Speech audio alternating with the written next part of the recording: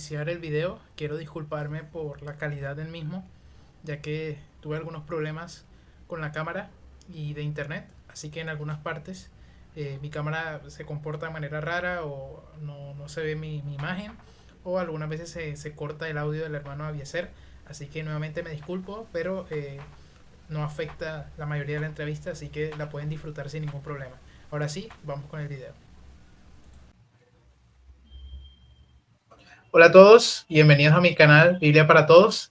El día de hoy, que como ya viene siendo costumbre, tendremos una nueva entrevista, esta vez con nuestro hermano Avieser del canal Teologizando. Así que, hermano, muchísimas gracias por estar aquí y te invito a que pues te presentes con los hermanos que nos van a escuchar. Claro. Gracias por la invitación, que el Señor te bendiga mucho y también a la audiencia. Pues para los que no me conocen, mi nombre es Avieser Díaz, soy de Puerto Rico. Tengo el canal de Teologizando. Eh, Teológicamente tengo un diplomado en griego bíblico. También terminé estudios doctorales. Estoy esperando que me llegue el diploma y eso, pero ya también se acabó. Escribí mi tesis en Apocalíptica, en cuál es mi interpretación de qué significa para Pablo el harpazo, según aparece en 1 Tesalonicenses 4:17. Y básicamente el background que usé fue la Apocalíptica para llegar a esa conclusión.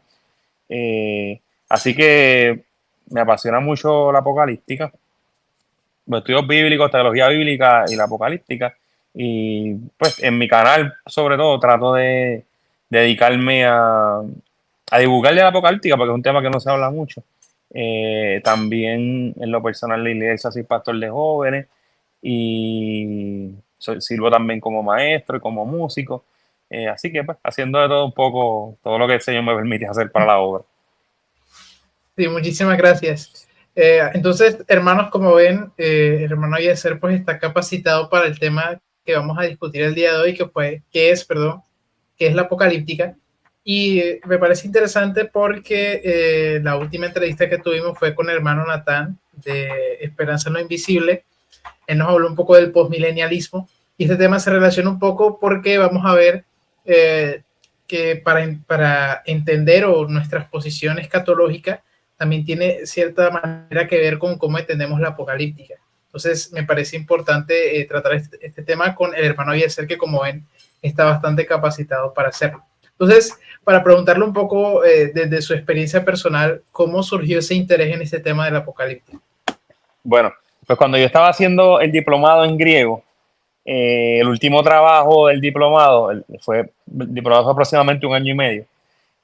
Al final, en la última clase, había que hacer una exégesis y la exégesis de los diferentes alumnos que habíamos, creo que al final el grupo había comenzado como con 50 estudiantes y al final del diplomado quedamos como 4 o 5. Entonces, pues de los 4 o 5, el profesor nos dividió la carta de Judas y a mí me tocó del 5 al 7. Judas 1, que tenemos aquí un capítulo, del 5 al 7.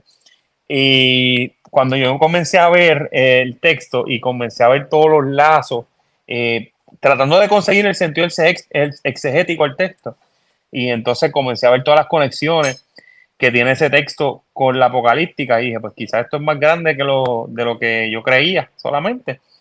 Y a raíz de ahí fue que surgió el interés y empecé después a leer los diferentes textos apocalípticos, los diferentes intérpretes de la apocalíptica, los que hablan, los que han escrito de la apocalíptica y pues y comencé a ver todas estas conexiones que hay entre esa apocalíptica intertestamentaria y el Nuevo Testamento. Y por eso he intentado divulgar lo importante que es entender el pensamiento apocalíptico para poder también entender el mensaje que nos quiere dar el Nuevo Testamento, porque a veces tratamos de ver el Nuevo Testamento y lo tratamos de interpretar según nuestro propio criterio, según lo que nosotros entendemos hoy en día, y no según lo que pensaban los judíos de la época del Segundo Templo y los primeros cristianos. Así que por ahí comenzó el interés y pues por ahí sigo investigando, leyendo y tratando de crecer un poquito más en el tema. Sí, muy interesante. Y me parece clave eso que mencionabas porque a veces leemos como la Biblia como si hubiera caído del cielo, como que Dios se inventó algo y le dijo, bueno, escribe esto, allá tú verás si lo entiendes o la gente que le va a escribir lo entiende, ¿no? Pero eran personas de su tiempo, con ideas de su tiempo, con maneras de percibir el mundo de su tiempo. Entonces, para poder entender ese mensaje, tenemos que un poco sumergirnos un poco en esa cultura también, ¿no? Porque a veces, no sé, escucho frases como cliché, como, no, la Biblia se interpreta sola. No sé. O sea, Sí, depende de lo que queramos decir con eso, ¿no? sí, yo igualmente yo también eh, peleo con esa frase, porque a Sí, veces este trato sale esa frase y tratamos de decir, no, pues entonces todo el texto bíblico hay que tenerlo dentro del mismo texto bíblico. Y la realidad es que si nos quedamos dentro del mismo texto bíblico, hay muchísimas cosas que nos vamos a quedar afuera y que no vamos a entenderla, que no vamos a comprenderla, porque nos encerramos ahí en los libros de la Biblia y no salimos de ahí. Y terminamos teniendo un conocimiento defectuoso y una mala interpretación. Que entonces ahí es que viene el problema, cuando empezamos a interpretar mal por no tener el cuadro completo, cuando parte del exégesis es ver no solamente el texto en su contexto, sino ver el ambiente completo de lo que está pasando alrededor, por qué se dice lo que se está diciendo, qué está pasando en aquel lugar. Y para todo eso necesitamos literatura complementaria. claro, claro. Entonces, vamos a entrar un poco más en el tema. ¿A qué nos referimos exactamente cuando hablamos de apocalíptica? Bueno, apocalíptica, podemos hablar de la traducción de Apocalipsis, significa revelar, quitar el velo, remover el velo. Eh, y para hablar de la literatura apocalíptica, primero tenemos que conocer la mentalidad apocalíptica. Cómo es que pensaban los que escribieron la literatura apocalíptica. Porque eventualmente cuando ellos empiezan a escribir, pues se escriben según ese pensamiento. Pues básicamente la mentalidad apocalíptica supone que hay una realidad espiritual que es invisible. Los seres humanos pues, solamente podemos percibir la realidad física, pero hay una realidad espiritual que es imperceptible para nosotros. Pero esa realidad se puede hacer perceptible, se puede comenzar a percibir. Y precisamente lo que nos aparta de esa mentalidad, de poder ver, de poder percibir esa realidad, está en el nombre de apocalíptica. Hay un velo que no nos deja ver. Pero ese velo se puede remover en ciertas circunstancias en específico. Y de ordinario, Dios envía como a remover el velo, pero envía mensajeros para que hagan esa conexión con los hombres. Y los mensajeros usualmente son ángeles. Entonces, esta mentalidad supone que aunque hay una realidad invisible o algo que nosotros no podemos ver, a través de mensajeros, el vidente, porque en la apocalíptica se habla de vidente, el vidente comienza a ver esas realidades que de ordinario no se pueden ver. Y basado en todo ese conocimiento, pues entonces, por ejemplo, se tiene la percepción de que hay asuntos que están ocurriendo en los niveles invisibles. Por ejemplo, Michael Heisel habla del mundo invisible. Pues que está pasando en el mundo invisible que nosotros no podemos verlo. Pero aunque no podemos verlo, no significa que no nos afecten. Entonces ocurren catástrofes, ocurren tragedias, ocurren cosas desafortunadas y el hombre a su simple vista le parece que está ocurriendo por un efecto humano. Pero entonces el vidente dice, no, hay una realidad espiritual que nosotros no estamos viendo y es la que está provocando todo esto que está sucediendo. Entonces, el apocalíptico, el de la mentalidad apocalíptica, supone que a pesar de que hay esa batalla, esa lucha invisible entre el bien y el mal, siempre al final de los tiempos, hasta lo último, los poderes de Dios son los que van a triunfar sobre el mal y el mal al final va a ser derrotado. Así que por eso también la literatura apocalíptica es literatura de esperanza, porque lo que los diferentes autores le querían transmitir a su audiencia era que a pesar de las circunstancias que ellos estaban viendo, a pesar de los problemas que ellos estaban atravesando, al final iba a haber una esperanza. Y esa esperanza venía de ese mundo invisible. Así que ya te puedes imaginar que cuando nosotros empezamos a ver el Nuevo Testamento, ya nosotros venimos con esta suposición de los ángeles, por ejemplo, del Espíritu Santo también, y son características de un mundo invisible. Y el mismo Espíritu Santo es espíritu, no se puede ver. Pero la mentalidad apocalíptica supone que bajo ciertas circunstancias todas esas realidades invisibles se pueden hacer visibles al vidente y entonces después es responsabilidad del vidente transmitirla a su audiencia. Y claro, cuando el vidente transmite lo que él vio, pues entonces se supone que ahí es que se convierte en literatura. Y entonces pues ahí pasa a nosotros la literatura apocalíptica. Sí, muy importante esto y de verdad es bien interesante y gracias por esta explicación porque cuando empecé también un poco a estudiar este tema, hay como una pequeña discusión a veces en cómo definir la literatura apocalíptica exactamente. Algunos piensan que es como más que nada esta lucha entre el bien y el mal, como algo muy general, pero es más bien, es decir, tiene ese elemento, pero es más bien enfocarse en cuáles son las realidades espirituales detrás de lo que estamos viendo, detrás Claro. de los eventos que están ocurriendo. Y no, esto se lo escuché a un, no sé si él es académico, sí, se llama Christopher Date. Él está involucrado más que nada en temas del infierno y demás, pero tiene alguna conexión con esto de la apocalíptica.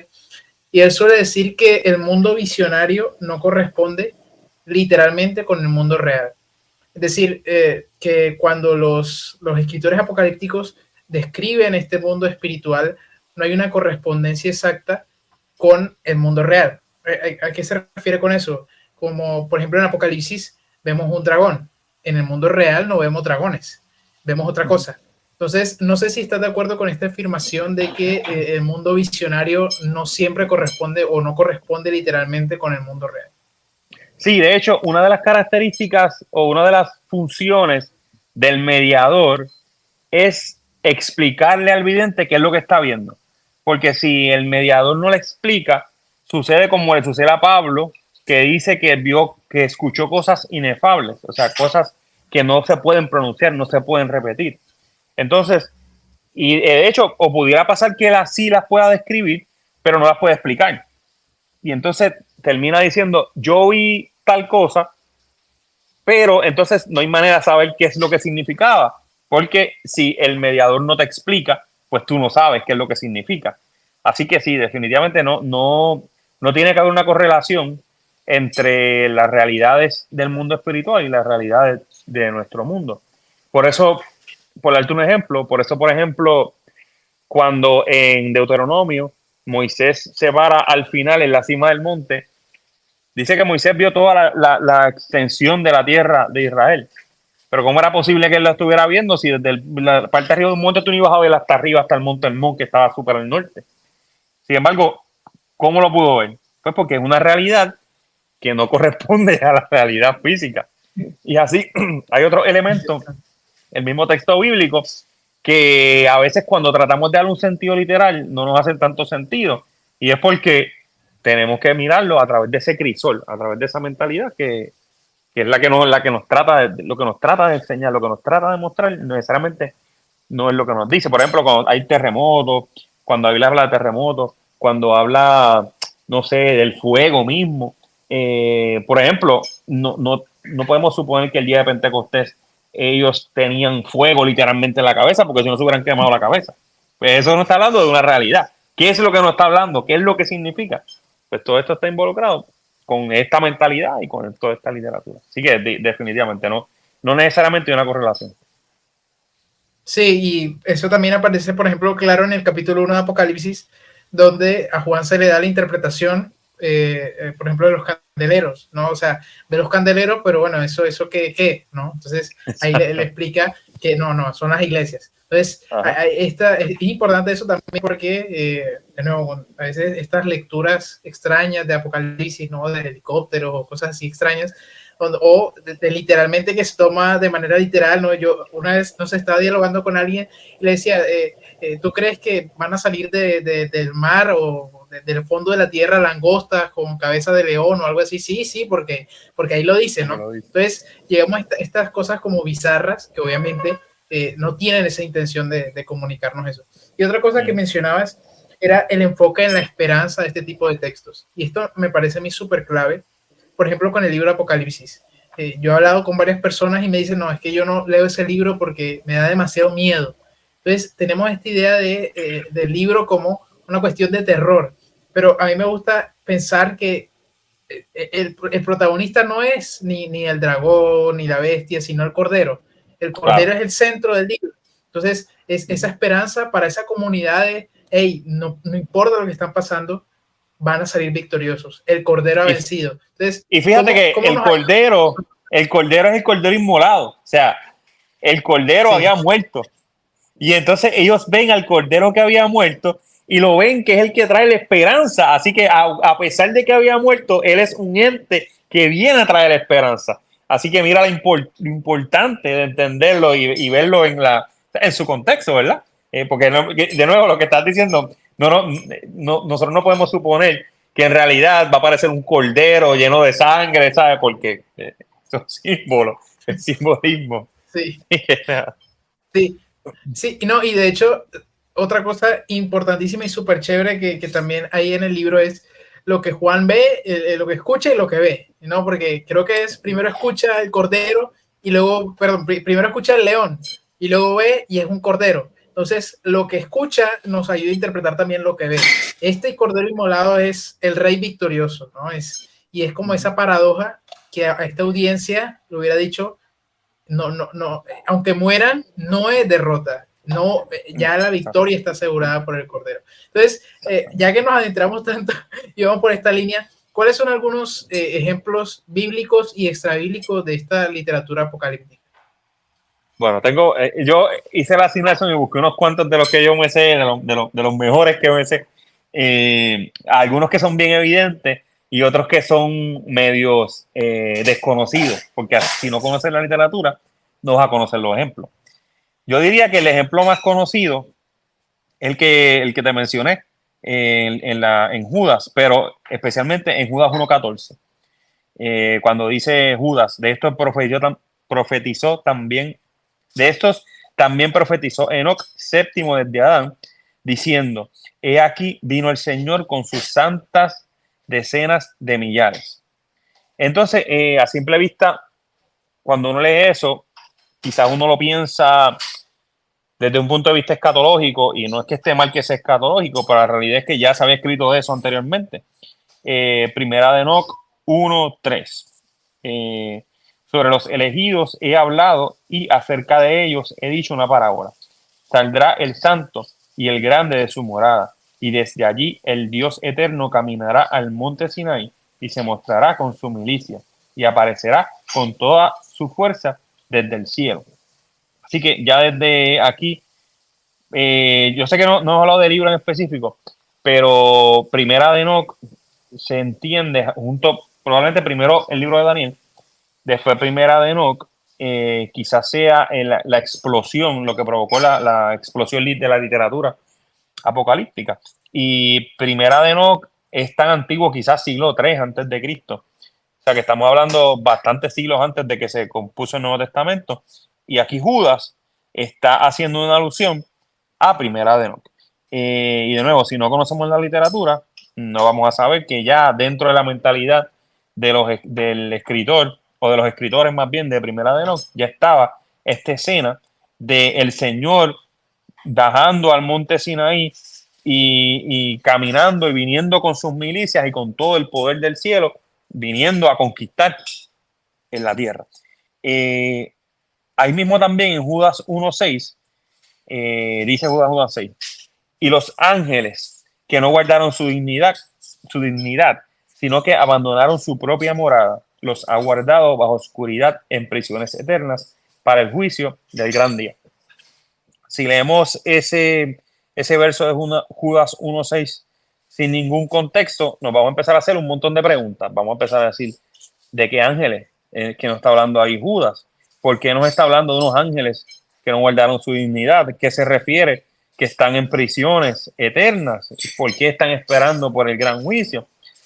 Y entonces le hacemos una conexión a ese pasaje con 2 Pedro 2:4, que dice: porque si Dios no perdona a los ángeles que pecaron, sino que arrojándolos al infierno los entregó a prisiones de oscuridad para ser reservados al juicio. Pues ahora tenemos un poco más de contexto. En algún momento hubo unos ángeles que pecaron y esos ángeles fueron arrojados en prisiones eternas y le espera el día del juicio. Después vemos 1 Pedro 3:19, dice: porque también Cristo padeció una sola vez por los pecados, el justo por los injustos, para llevarnos a Dios, siendo la verdad muerto en la carne, pero vivificado en el Espíritu, en el cual también fue y predicó a los espíritus encarcelados, los que en otro tiempo desobedecieron, cuando una vez esperaba la paciencia de Dios en los días de Noé, mientras se preparaba el arca, en los cuales pocas personas, es decir, 8, fueron salvadas por agua. Ahora nos añade un poco más de información. Sabemos que esto de que hay unos espíritus que estaban encarcelados, entonces tiene que ver con lo que nos dijo Judas y nos dijo Pedro, porque nos habló también de unos ángeles que están guardados que pecaron y están en prisiones eternas. Pero entonces nos ayuda a poner un poco más en contexto, porque nos relaciona este evento con los días de Noé. Y entonces después vemos Mateo 25:41. Entonces dirán también de la izquierda: apartaos de mí, malditos, al fuego eterno preparado para el diablo y sus ángeles. ¿Por qué se refiere a un fuego eterno? Y si nosotros vemos estos pasajes, y puede que se me haya acabado alguno específicamente de esto, la realidad es que no, nos falta mucha información ahí. Si no vemos el contexto de lo que está queriendo decir el autor, nos vamos a quedar en el aire. Ok, hay unos ángeles que pecaron y que están en prisiones eternas esperando el juicio final. Ajá. Pero más nada. Pero resulta que en el periodo intertestamentario, cierta comunidad judía comenzó a pensar en el problema del mal, en cómo fue que surgió el mal, por qué había la maldad en la tierra, por qué la tierra estaba llena de maldad. Y estos pensadores intertestamentarios comenzaron a ver en Génesis 6 una historia medio extraña, en el cual se habla de unos hijos de Dios que descendieron a la tierra y tuvieron relaciones con las hijas de los hombres, y de esa relación nacieron unos que se llaman los Nefilim o los gigantes. Entonces, en el periodo intertestamentario le dieron contexto a este texto, y entonces aparece en Primera de Enoc, que probablemente es el primero que cuenta esta historia. Aparece esta historia de que los hijos de Dios, según aparece en Génesis, era como un tipo de ser divino que en Enoc se le llama los vigilantes. Entonces, los vigilantes, obviamente, ya que se le pone el nombre de los vigilantes, pues sabemos que tenían una función específica, tenían una función de vigilar en específico, de velar. Entonces ellos abandonaron su morada, o sea, abandonaron el cielo, yendo en contra del designio divino de que tenían que permanecer en el cielo, y descienden a la tierra. Y entonces, de una manera de la cual en realidad es que no se puede explicar, esos seres espirituales aparentemente se materializan y tienen relaciones con las mujeres. Todo esto está en Génesis 6, que los ángeles, que los hijos de Dios se juntaron con las hijas de los hombres. Entonces, eventualmente, obviamente a Dios le desagrada esto, pero además de esta relación prohibida, pues también estos seres espirituales le dan también un conocimiento para los hombres era prohibido. Entonces esto provoca que la maldad crezca en la tierra. Entonces por eso después en Génesis 6 nos dice que la maldad en la tierra era mucha. Y según esta mentalidad, la maldad estaba creciendo en gran parte por la influencia de estos seres espirituales que descienden a la tierra y que corrompen o que tratan de corromper a la humanidad. Así que de nuevo, cuando entonces empezamos a leer estos textos y lo vemos en ese contexto, pues ahora, por ejemplo, Judas 1:6, y los ángeles que no guardaron su dignidad, sino que abandonaron su propia morada, los ha guardado a oscuridad en prisiones eternas para el juicio del gran día. Porque se me había quedado la parte de que en el libro de Enoch, esos ángeles o esos vigilantes son puestos en prisiones eternas. Ellos están obligados a estar ahí aprisionados, pero sus hijos, que son los Nephilim, ellos se les quita su cuerpo, pierden su cuerpo, pero sus espíritus se quedan sin cuerpo vagando. Y entonces, para la mentalidad del Nuevo Testamento, ese fue el surgir de los demonios. Los demonios son los espíritus de los Nephilim. Y por eso, de nuevo, cuando vemos el Antiguo Testamento, no hay ningún lado, los demonios no aparecen. Aparece que creo que una mención de un demonio, pero está atada a un ídolo. Pero ahora en el Nuevo Testamento, especialmente en Marcos, empezamos a ver manifestaciones de demonios y de Jesús haciendo una función de exorcista y no sabemos de dónde salieron los demonios porque en ningún lado lo dice. Pues entonces hay que ir al contexto intertestamentario para entenderlo, para entender quiénes fueron esos ángeles, cómo fue que pecaron, en dónde fueron arrojados, qué pasó con los espíritus de sus hijos, con los espíritus de los Nephilim y por qué las prisiones eternas que se hablan del fin de los tiempos o las prisiones eternas que existían eran específicamente para ellos, pero al final iba a haber un castigo eterno, iba a haber un juicio y un castigo eterno que era diseñado para esos seres. Pero, según Jesús mismo dice, apartados de mí al fuego eterno preparado para el diablo y sus ángeles, no significaba que a fin de cuentas algunas personas no iban a terminar en ese lugar que había estado diseñado originalmente para el diablo y sus ángeles. La idea de más de un cielo. Nosotros vemos, cuando vemos 2 de Corintios 12:2, Pablo habla del tercer cielo y habla del paraíso. El paraíso se menciona otras veces en el Nuevo Testamento y también en el Antiguo Testamento de la traducción de la Septuaginta, pero el tercer cielo no aparece en más ningún otro sitio. Y no, yo he leído diferentes explicaciones que tratan de, valga la redundancia, explicar a qué se refiere con el tercer cielo. Y normalmente se habla, ¿no?, que el primer cielo es el cielo atmosférico, el segundo cielo es el cielo más allá y el tercer cielo es donde está Dios, cosas así. Pero se pierde el contexto de que esto también se abre en la apocalíptica. En la apocalíptica se habla de múltiples cielos. Así que cuando empezamos a ver la literatura apocalíptica, vemos que también ellos tenían esta realidad de múltiples cielos en el firmamento. Y la última que te voy a contar, digo, tengo dos más, pero voy a contarte una que, bueno, primero la del ángel, la de en Judas también, el ángel que disputaba por el cuerpo de Moisés. Eso, de nuevo, no tenemos ningún contexto para eso en el texto bíblico. Y lamentablemente sabemos en qué libro aparecía eso, pero lo sabemos por Orígenes, porque Orígenes dijo que ese texto se refiere a un documento que se llama la Asunción de Moisés. Lamentablemente no tenemos el texto de la Asunción de Moisés. Hay otro texto que se llama el Apocalipsis de Moisés, pero no habla de lo que habla aquí Judas, así que es un texto que se perdió. Pero en ese texto hubiera estado el contexto de qué es lo que pasó aquí. Y entonces el último, que es de los más que me gusta, es el parto sobrenatural de Jesús. Y nosotros vemos ese parto sobrenatural y a veces pensamos que cuando eso pasó, ocurrió sin ningún contexto. Ocurrió algo que nunca había ocurrido antes y que nadie había pensado antes y que nadie se había suponido que eso podía pasar. Sin embargo, al final de Primera de Enoch aparece una historia que cuenta del nacimiento sobrenatural de Noé. Según este autor de Primera de Enoch, cuando Noé nació, Lamec, su papá, lo vio y le pareció que era como un hijo de los ángeles. Este niño parece a uno de los hijos de Dios, a un hijo de los hijos de Dios, porque es así.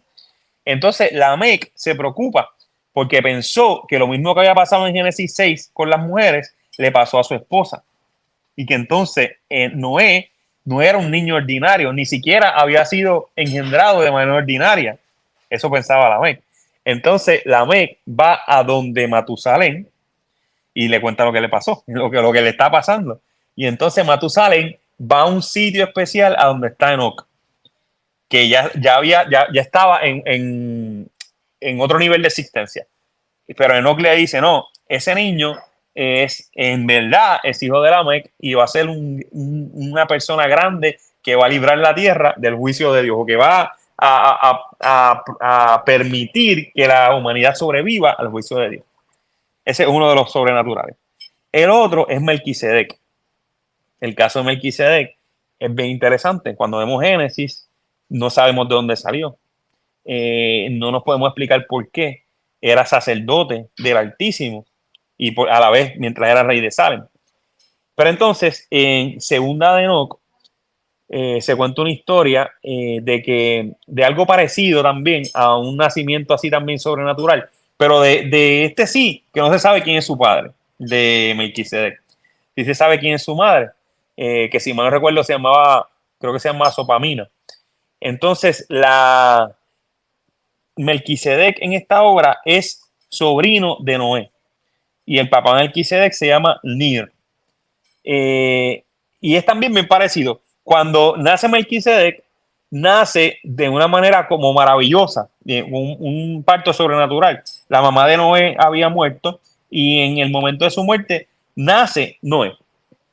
Pero Noé nace con ropas sacerdotales y nace alabando al Dios de Israel cuando nace.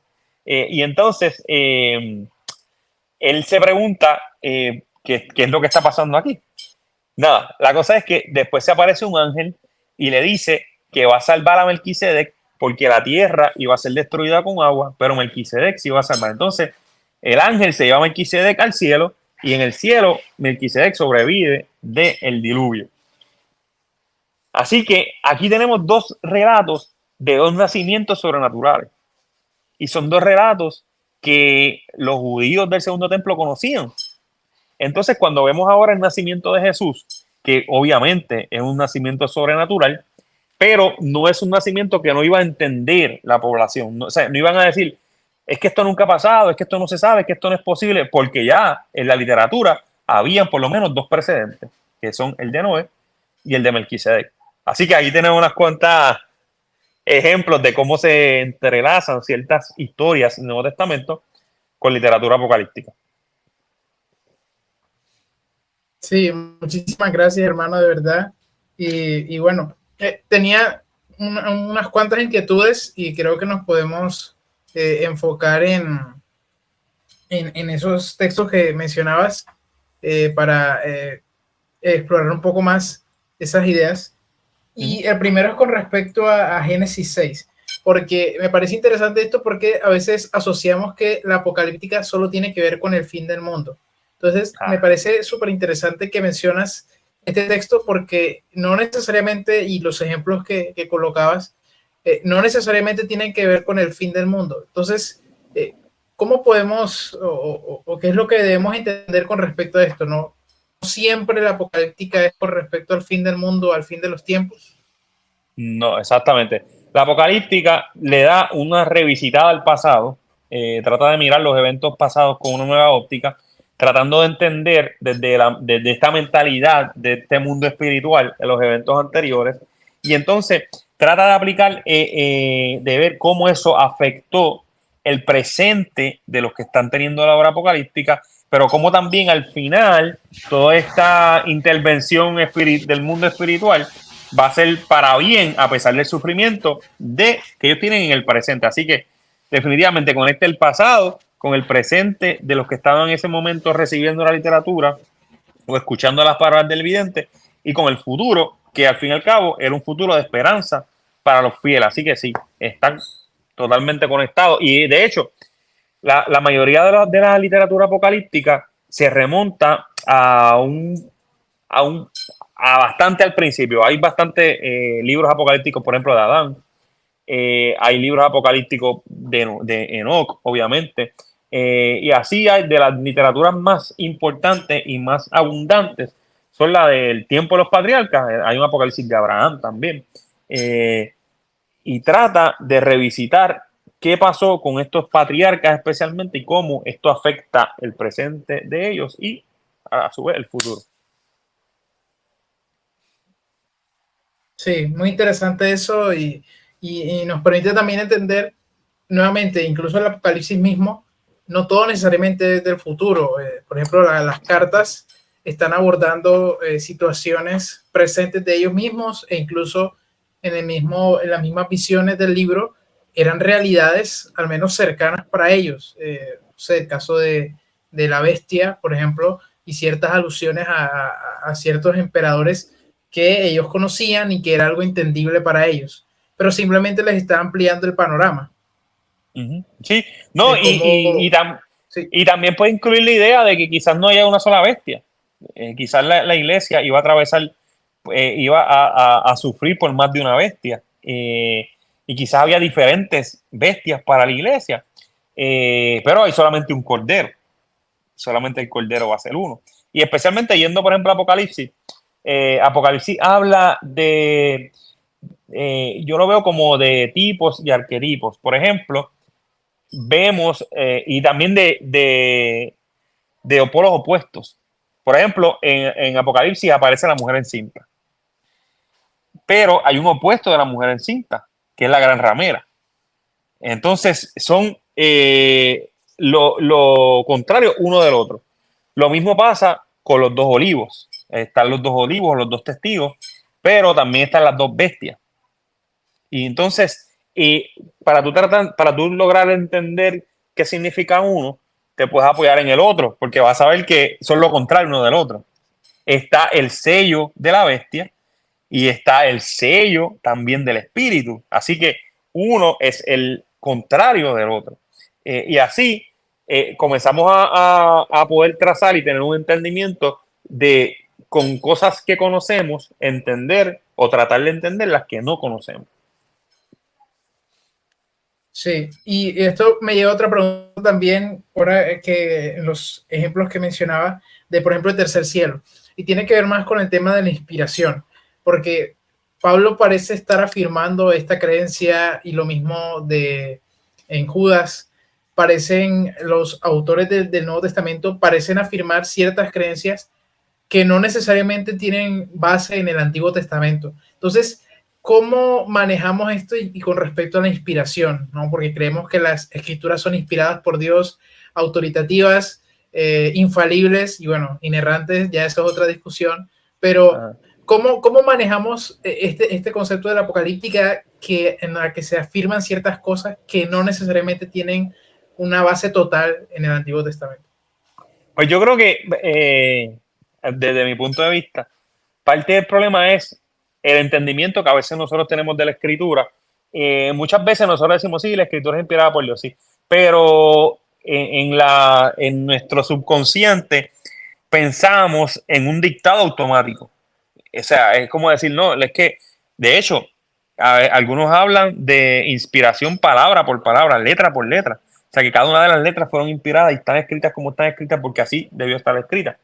Eh, y entonces todo esto nos quita el contexto o nos quita la idea de que esos judíos vivían en un contexto y que no todas las realidades del contexto están contenidas en el texto bíblico.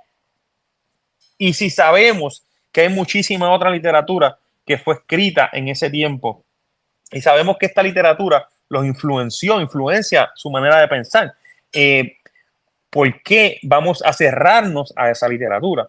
Claro, y esto no significa que toda esta literatura la vamos a tener como canónica, aunque un tema aparte. Que para nosotros no sea canónica no significa que no sea canónica en otras tradiciones. Porque, por ejemplo, nosotros los protestantes no consideramos canónicos los libros que la Iglesia católica le llama los deuterocanónicos. Nosotros les llamamos apócrifos, ellos le llaman deuterocanónicos. Pero igual, por ejemplo, la Iglesia copta etíope tiene dentro de su canon el libro de Enoch y tiene dentro de su canon el libro de Jubileos. Así que cuando hablamos de canon, de nuevo, ¿qué canon? ¿Cuál canon? ¿El canon protestante? ¿El canon católico? ¿El canon etíope? ¿Cuál de los canon? Eh, Así que no podemos cerrar nuestra mente a descartar toda esta literatura porque alguien le puso el subtítulo de apócrifo. Porque al fin y al cabo, de nuevo, lo que hace es quitarnos la posibilidad de tener un mejor conocimiento o de entender mejor qué es lo que ellos pensaban. Y entonces, esa es la utilidad que tiene esta literatura, que nos ayuda a comprender un poco más de este pensamiento, que no es el pensamiento que nosotros tenemos en el siglo XXI. Así que tenemos que ponernos en tiempo y espacio para entendernos, y para eso es que nos ayuda esta literatura. Y de nuevo, no es que vamos a, yo no quiero transmitir que yo estoy tratando de decir que esta literatura tiene que ser vista como canónica, no, pero es muy importante para poder entender todo el contexto del Nuevo Testamento. Es importante, y a pesar de que Dios inspira el texto bíblico, los hombres escribieron según el conocimiento que ellos tenían, lo que ellos tenían a la mano. Con eso ellos se dejaron llevar por la inspiración, con el conocimiento que tenían, y con eso nos plasmaron el texto bíblico, que es la palabra de Dios. Sí, es súper interesante eso. A mí me gusta pensar en la inspiración como Dios diciendo o aprobando, o sí, poniendo su sello de aprobación, diciendo, esto es lo que yo quiero transmitirle al mundo. Entonces, antes de llegar, digamos que a todo ese sello final, por así decirlo, hay un proceso, hay una evolución de ideas, hay un contexto histórico también que moldea el pensamiento de las personas que escriben también. Y una última cosa también es, y bueno, un tema un poco aparte, pero también conectado, es el tema del libro de Daniel. El libro de Daniel a mí me parece incluso más difícil que el de Apocalipsis. A mí personalmente se me hace más difícil, porque, bueno, hay un problema, el problema del capítulo 11 también, donde hay como, bueno, empezando por el tema de la fecha, cuándo se escribió Daniel. Y luego es cuando aparece esta profecía de este hombre, este gobernante malvado, donde se profetiza cierta muerte, pero no ocurre, o digamos, creemos nosotros que no ocurrió de esa manera tan exacta. Entonces, yo no sé si funciona un poco como el libro de Apocalipsis también en más que darnos referentes específicos, nos da como patrones o como tipos que luego pueden ser, digamos que, cumplirse en diferentes personas. Entonces, quisiera hablar de esas dos cosas. Primero, la fecha de Daniel, porque me parece importante para cómo entendemos el libro. Y segundo, si funciona como Apocalipsis un poco en hablarnos más de tipos que de referentes específicos. Sí, es interesante porque la cuestión de la datación de Daniel nos pasa lo mismo que la datación de Apocalipsis, que dependiendo de la datación es la interpretación que las personas van a tener. Pero en el caso del libro de Daniel, un detalle bastante general de la literatura apocalíptica es que es pseudoepígrafe. Pseudoepígrafe significa que una persona escribió la obra a nombre de otra persona del pasado. Probablemente porque iba a tener mejor difusión si usaba el nombre de uno de estos grandes patriarcas del pasado. Entonces, por ejemplo, Primera de Enoc, nadie piensa, ninguna persona seria piensa que eso lo escribió Enoc. Ninguna persona seria. Ninguna persona, ningún estudioso piensa que lo escribió una sola persona también, sino que es más bien una escuela de pensamiento. Y así pasa con toda la literatura apocalíptica. La excepción quizás es el Apocalipsis, pero quizás Daniel también vaya ahí porque Daniel es apocalíptico también. Ahora bien, esto no significa, como pasa con los otros libros apocalípticos, que no existió una figura histórica que se llamaba Daniel. Y esto tampoco significa que esta figura histórica no estuvo en Babilonia también. Lo que significa es que ellos, usando este ejemplo de Daniel, entonces componen esta obra.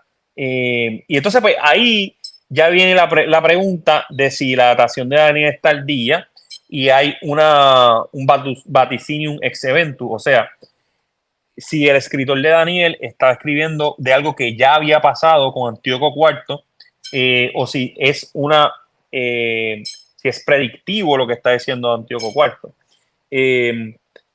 Y entonces va a depender solamente de ese evento. Pero la cuestión de si es ex eventum o no es ex eventum no significa que lo que no se haya cumplido no se iba a cumplir. porque la literatura es apocalíptica, pero a su vez trata de ser profética. Ella tiene implicaciones proféticas. Así que si lo examinamos dentro del lente apocalíptico de los demás libros apocalípticos, no se puede descartar una pseudoepigrafía. Igual no se puede descartar que quizás puede tener más de un autor. Quizás hay un autor que escribió la parte de Babilonia o una escuela de pensamiento de Daniel en Babilonia, y entonces después se expande esa idea y se trae más adelante, siglos después, en la parte que es apocalíptica. Eso es una posibilidad. Yo personalmente a mí no me afecta yo decir que Daniel se escribió temprano o que se escribió tardío. Para mí no deja de ser canónico, y en lo personal no, para mí no dice de menos si se escribió antes o si se escribió después. Claro, hay una mentalidad un poco más fundamentalista, y digo fundamentalista y no trato de decirlo despectivamente, sino que quizás ve las cosas más literales, y para ellos es impensable una autoría tardía de Daniel. Pero pues a ellos yo les digo, mira, en realidad, si lo escribieron antes o después de Antíoco, como quiera, es canónico.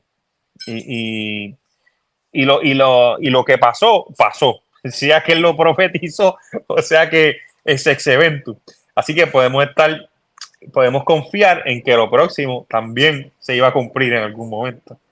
Así que por eso a mí, en lo personal, la datación no me afecta. Yo sé que sí, que hay personas que es bien importante para ellos entender la cuestión de la datación de Daniel, pero para mí, en lo personal, no lo ven. No me hago problema con eso.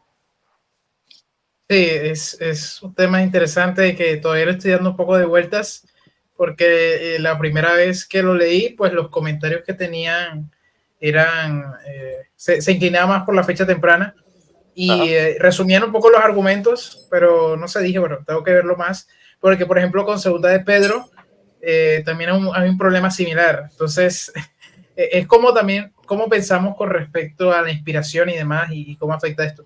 Y ahora sí, una Claro. última cosa, vuelvo a la pregunta porque eran dos, ¿cierto? La fecha No y, me acuerdo.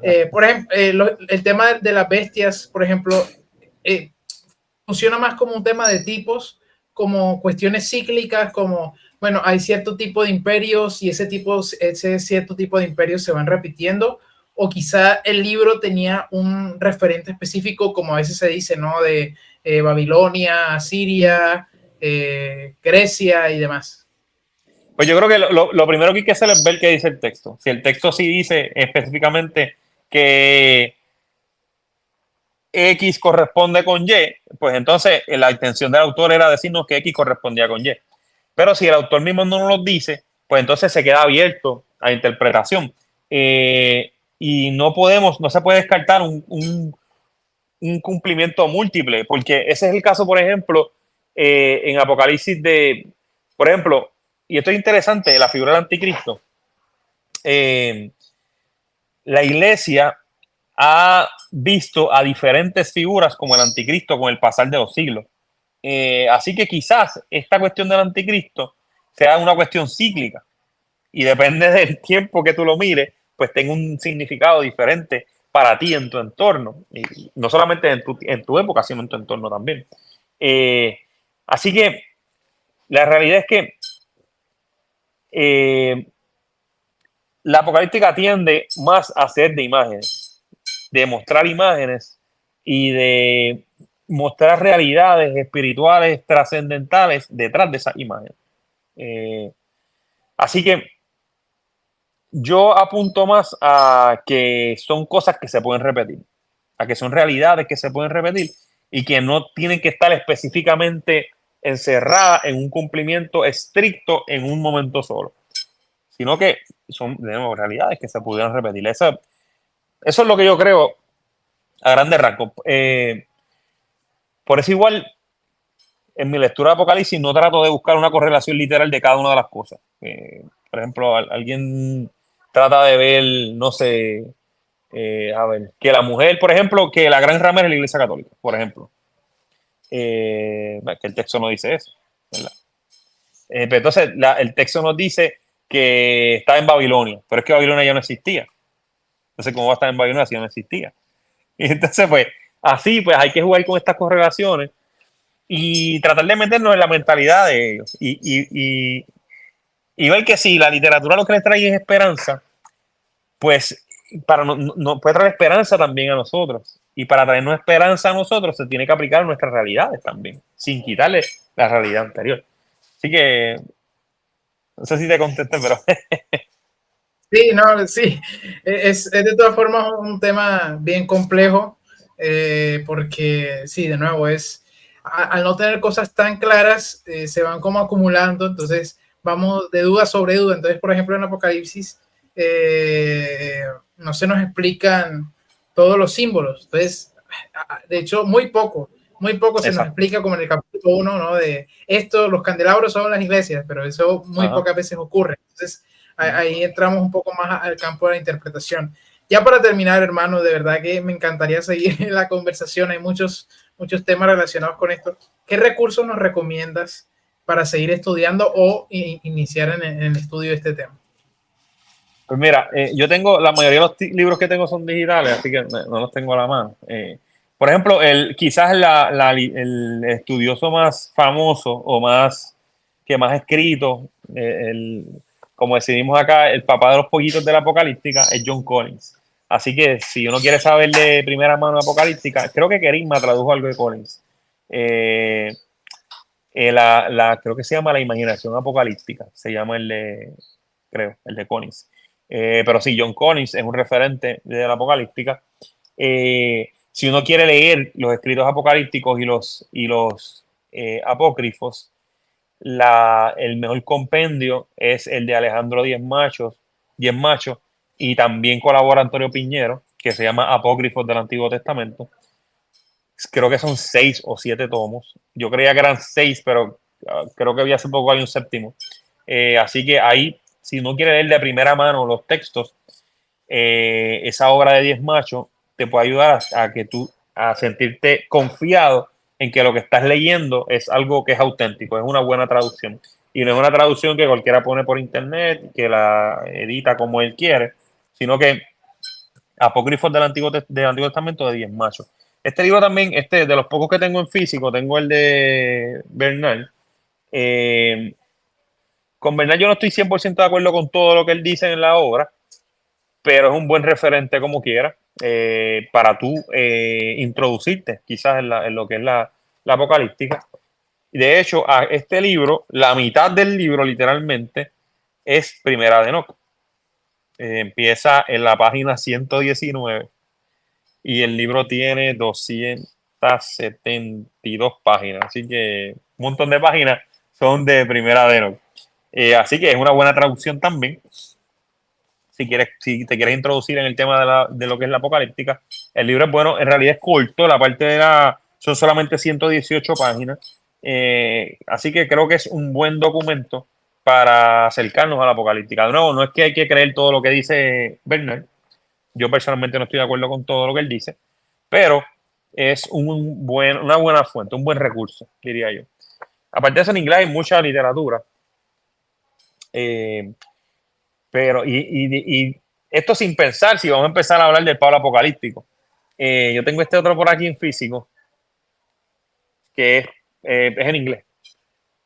Pablo y la imaginación y la imaginativa apocalíptica. Bueno, también.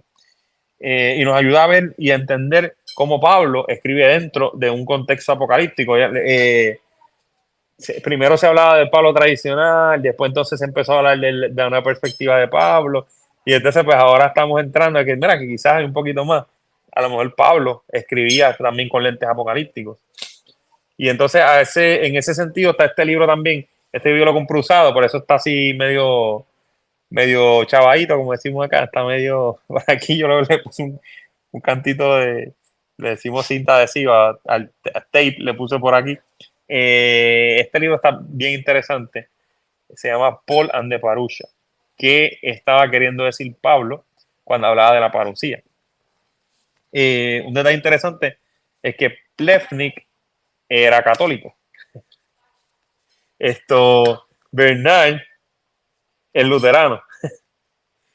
Y así de diferentes tradiciones han escrito y han enriquecido lo que es el estudio de la apocalíptica, pero todavía falta mucho que escribir, todavía falta mucho que investigar. Y nada, yo espero que en los próximos años siga surgiendo más literatura que nos explique cómo la apocalíptica tiene correlación con los escritos del Nuevo Testamento.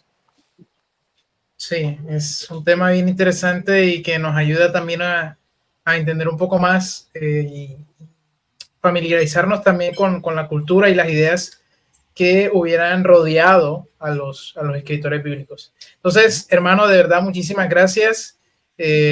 Lástima, bueno, aquí se me fue un poco la conexión a veces, pero todo, espero que haya salido bien. De verdad, gracias por su disposición. Van a tener en la descripción el canal del hermano, que básicamente hace esto mismo que hizo aquí. Un texto nos explica el contexto cultural y demás, y de verdad lo enriquece muchísimo. Así que, hermano, muchísimas gracias por estar por acá. Gracias por la oportunidad. Bendiciones para todos. Dios los bendiga.